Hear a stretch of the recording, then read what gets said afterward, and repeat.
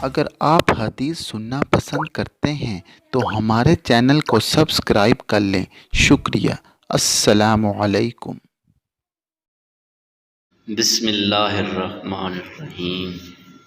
روزہ کی قدر و قیمت اور اس کا صلہ، حدیث نمبر 899۔ حضرت ابو ہریرہ رضی اللہ عنہ سے روایت ہے کہ رسول اللہ صلی اللہ علیہ وسلم نے روزہ کی فضیلت اور قدر و قیمت بیان کرتے ہوئے ارشاد فرمایا کہ آدمی کے ہر اچھے عمل کا ثواب 10 گنا سے 700 گنا تک بڑھایا جاتا ہے۔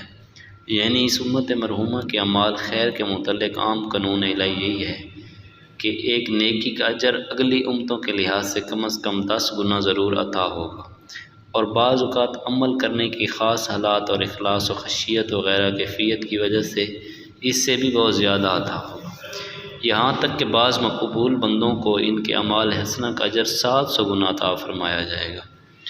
تو رسول اللہ صلی اللہ علیہ وسلم نے اللہ تعالیٰ کے اس عام قانون رحمت کا ذکر فرمایا، مگر اللہ تعالیٰ کا ارشاد ہے کہ روزہ اس عام قانون سے مستثنیٰ اور بلا تر ہے۔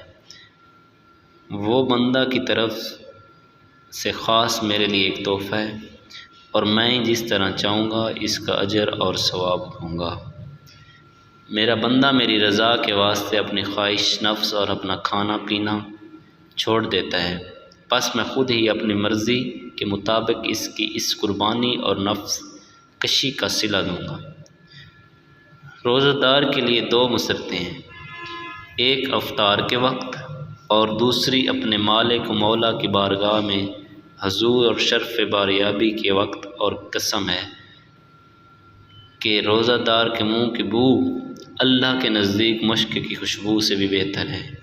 یعنی انسانوں کے لیے مشک کی خوشبو جتنی اچھی اور جتنی پیاری ہے، اللہ کے ہاں روزہ دار کے منہ کی بو اس سے بھی اچھی ہے۔ اور روزہ دنیا میں شیطان و نفس کے حملوں سے بچاؤ کے لیے اور آخرت میں آتش دوزخ سے حفاظت کے لیے ڈھال ہے۔